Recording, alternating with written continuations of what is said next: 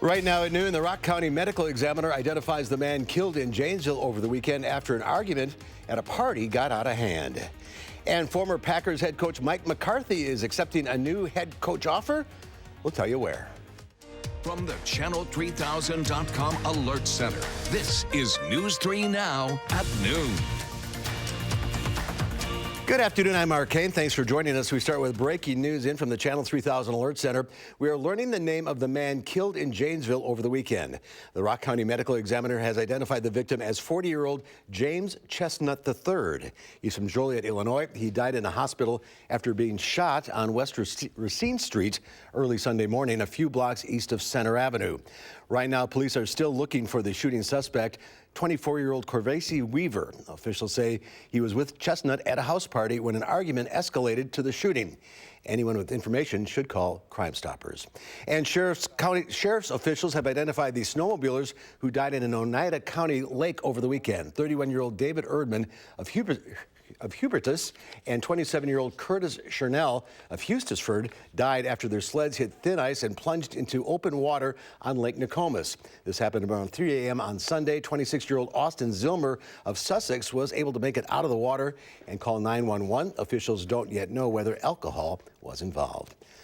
To the weather now. Great day out there, sunny and mild. Dana Fulton has your first alert forecast. Hi, Dana. It is really pleasant outside. In fact, it almost doesn't feel like January. We started the day off with temperatures above our afternoon highs, and we're expecting a really mild afternoon with partly sunny skies.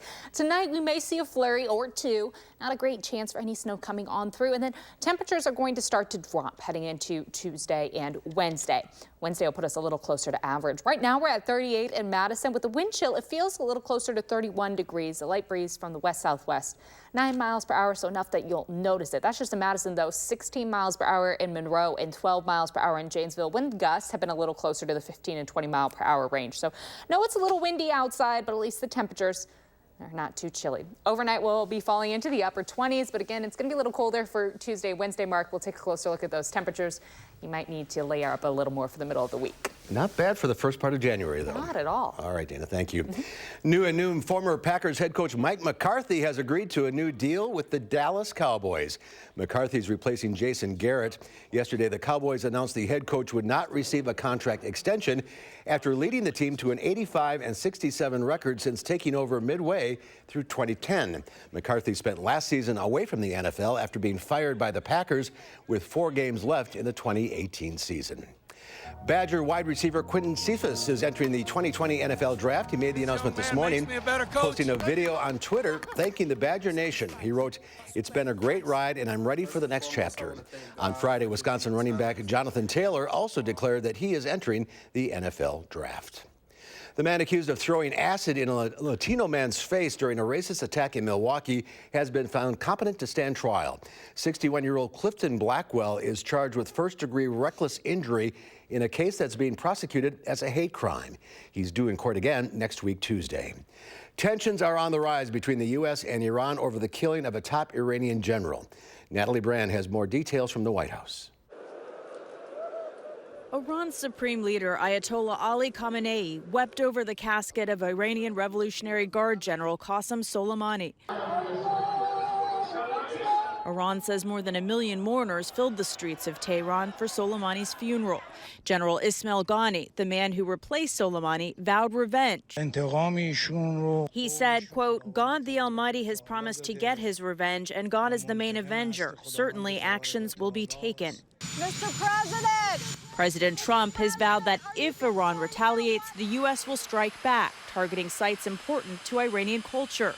Iran's foreign minister says targeting cultural sites is a war crime. The president told reporters aboard Air Force One, "They're allowed to kill our people and we're not allowed to touch their cultural sites. It doesn't work that way." The Iranian leadership needs to understand that attacking Americans is not cost-free. Iran has also announced it's no longer going to comply with the international agreement to limit its nuclear program. President Trump had already pulled the U.S. out of that deal. The Iranians have continued to escalate in response to the U.S. pulling out of the nuclear deal. And finally, they hit Americans. And Trump's response to them hitting Americans was escalatory, was dramatically escalatory. President Trump tweeted Monday morning, Iran will never have a nuclear weapon. The airstrike against Soleimani happened in Iraq, where Parliament responded Sunday, approving a resolution calling on the prime minister to expel U.S. forces. The U.S. has several thousand soldiers in Iraq fighting ISIS as part of the war on terrorism. Natalie Brand, CBS News, the White House. And President Trump warned Iraq that if it follows through with the expulsion of American forces, then the U.S. will respond with sanctions even greater than the economic sanctions in place against Iran. President Trump's national security advisor John Bolton says he is prepared to testify in the Senate impeachment trial if he's subpoenaed. U.S. senators are focusing this week on, quote, ordinary business as lawmakers are still at odds over impeachment trial rules. Democrats have been pressed for witnesses to be called, but Republicans want that decision to be made after opening statements are heard. House Speaker Nancy Pelosi still has not delivered the articles of impeachment to the Senate. The criminal trial for disgraced Hollywood mogul Harvey Weinstein is underway right now in Manhattan. He is charged with predatory sexual assault for 2 separate incidents, accused of raping one woman in a hotel room in 2013 and forcibly performing oral sex on another woman in 2006. Dozens of alleged victims have come forward, sparking the Me Too movement. Weinstein has pleaded not guilty and denies all allegations of non-consensual sex. And we're learning more about the timeline and projected job creation for the Amazon distribution facility coming to Beloit. City officials say the plant is expected to be up and running in time for the 2020 holiday season, creating 500 new full-time jobs. Amazon's minimum wage is $15 an hour. Employees at the new 1 million square foot facility will work alongside robots to pick, pack, and ship small items like books, electronics, and consumer goods. And there's more to come on News 3 Now at noon. Up next, we'll see what Howard's working on in the Mr. Food Test Kitchen. Whether you're making pineapple upside down cake or you're garnishing a ham or just because, wouldn't it be nice to know how to make perfect pineapple rings that are really easy? If you're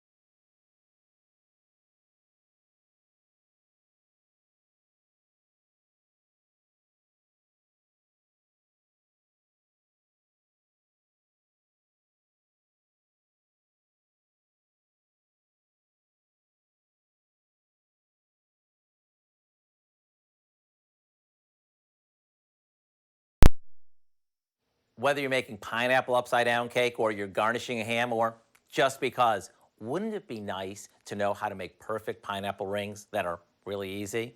The first thing you want to do is choose a pineapple that's ripe. And you can tell if a pineapple's ripe by grabbing the center leaf and gently pulling it. If it comes off easily, that means it's ripe. Now, we want to twist off the top, hold the pineapple securely, and twist. Now we're going to lay the pineapple on its side, and we cut off the top, turn the pineapple around, we're going to cut off the bottom. Now our pineapple will sit nice and securely. We take our chef knife and cut the skin. Now we don't want to go too deep, and it's okay if we leave a few of the eyes. We want to cut off that outer skin. We just keep rotating until we get it all off. Now we just lay it on its side, and we slice it as thin or as thick as you like. Now we just take a piece, and we can use either an apple core or like a shot glass or just a paring knife, and we're just going to cut out the center. Now that you know how easy it is to cut fresh pineapple without having to buy any of those special gadgets, why not try your new skills on our perfect pineapple fritters? They're easy, tasty, and of course, you'll find the recipe for them online. And there you have it, the perfect pineapple treat. Certainly beats the canned, and ooh, it's so good. All right, Howard, thank you. Next at noon, we get to enjoy some sunshine and warmer temperatures today. But chances for flurries and rain are in the forecast for later this week. Dana has your first alert forecast up next. For reliable weather day in and day out, watch First Alert Weather.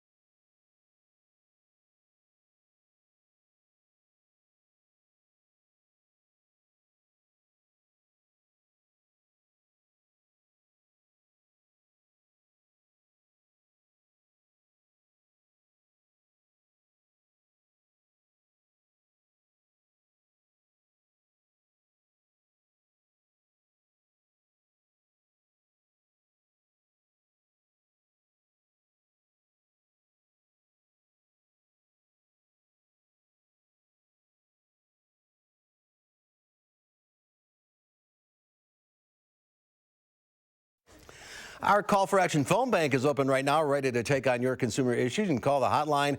Volunteers will help you with any consumer complaints. The number is 608-270-2833. The service open every Monday, Wednesday, and Friday between 11 and 1. Let's check out Wall Street at the noon hour. The Dow Industrials down 32 points. The NASDAQ, however, up about 12.5. The S&P 500 up almost 2.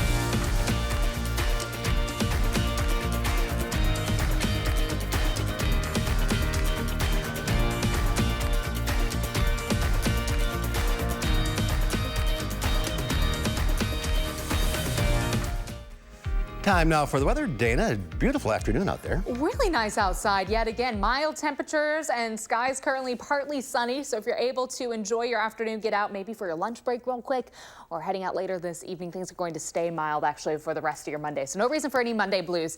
It looks pretty good. Now tonight we have a quick little trough passing on through.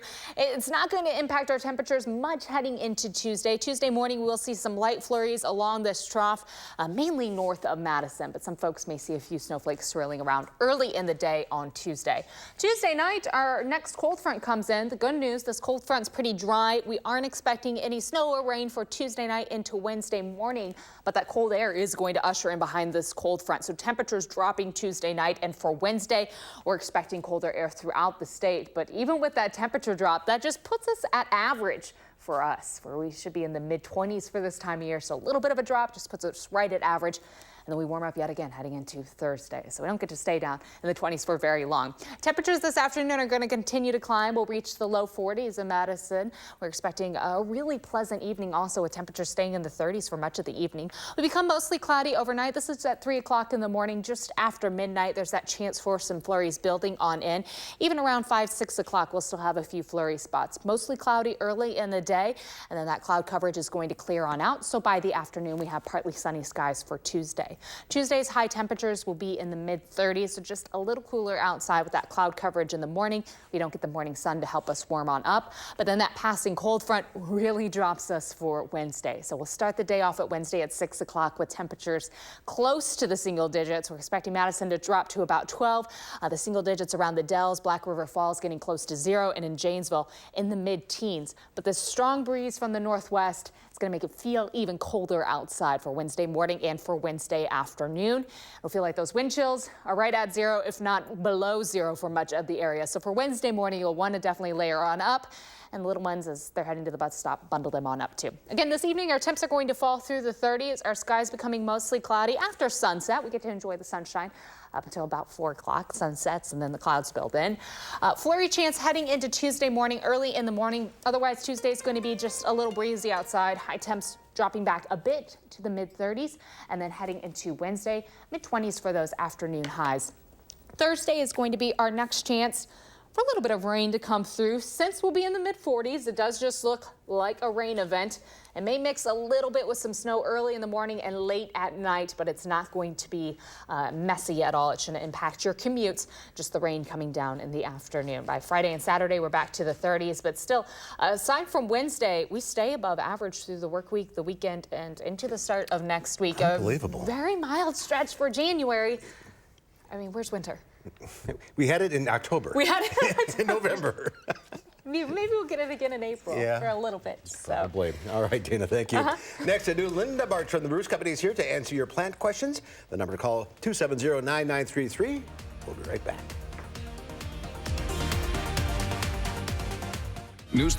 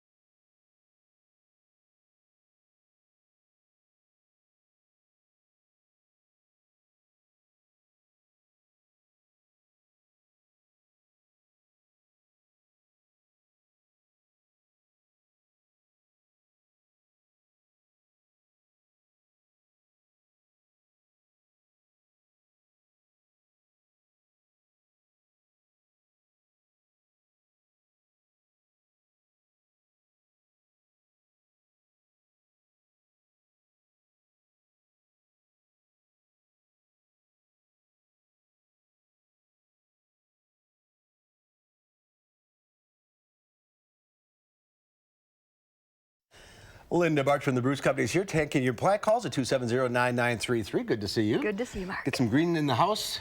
I brought on different plants with lots of different colors. So even if things aren't flowering, you have, chartreuse colored or variegated. The calatheas are always very commonly, they have spotted leaves of a couple of different colors. And the ones, actually, I should have probably mentioned this while we were down front. The pathos. I have three of those down front. Yes, and they're very easy to grow. So we've got chartreuse colored, or we've got a two-tone green, or we've got green and white. So you can choose. Peace plant? Peace lily is always easy to grow. Yep, for some. Let's go to the calls. We'll start with Kay from Fort Atkinson. Hi, Kay. Hi. I have a cyclamen that's just about done blooming, and I was wondering if you can ever get it to bloom again. Some people can. That plant you'll want to keep it growing for a while, and then most of the time people let it rest for a couple of months and then restart with watering and fertilizing, or sometimes repotting it. But if you have a good bright window and cool temperatures, they don't like real hot areas to be growing in. So it can be done? Mm-hmm, yes. All right, let's go to Marion now in Janesville. Hi, Marion. Hi. Hi. I have a question for Linda. Go ahead. I received a pine tree in memory of my husband. Mm-hmm. Can I plant that now, or do I have to wait till spring? Well, is this pine tree something that you received this winter? Yes, I just received it right after Christmas. Okay, and it's a pine that's meant to go outside. It's not a tropical, like a Norfolk pine that you were given. That's meant to be a house plant? Yeah. No, I have several of those that I received too, but this I'm sure it's probably about, from the soil up, about 2 feet tall. Wow. And it's in a large pot. And I'm guessing it's a pine. There's no tag with it. Okay. If you would move something outside during this weather, even though we're as warm as we are, they can't make that transition. So I would wait until spring. If it survives till then, if it's a true pine that's meant to be hardy in Wisconsin, it may drop all of its needles before we make it to spring, but if we do, try it. Yep. May I leave it? Can I leave it in the garage? No, I would probably have it actually inside the house, because I'm not sure what kind of plant you have. I'm not either. Okay. Good luck. All right, let's go to Judy now in Cross Plains. Hi, Judy. Judy, you there? She wants to know about watering poinsettias. Can you overwater it? Yes, you can overwater poinsettias. That's typically the reason that when you get a poinsettia, and if it's wrapped in foil, they actually make cut a hole in the bottom, because if it sits in too much water, those roots are going to rot. So you want to water thoroughly. Moist is good, but not sitting in water. All right, let's go to Marion from DeForest. Hi, Marion. What's your question? Marion, you there? Is our phone not working? There's a question about a Hawaiian plant. I don't know what. Hawaiian plant. Well, sometimes people bring Hawaiian Thai plants back, and that can be grown as a house plant in Wisconsin. So put it in soil and treat it as a house plant. Okay. And this is not the time of year to transplant a house plant. Not quite yet. We're January. I think that usually when we get a little bit closer to spring, when we have our longer day length, that's typically a better time to repot things. All right, let's go to Chris in Lancaster. Hi, Chris, you there? I don't think our phone is working. No, I don't think so. I think that's a Dieffenbachia, is what I would guess. And Dieffenbachias are tolerant of quite low light. Again, let it dry between waterings, and don't repot it at this time of the year. All right.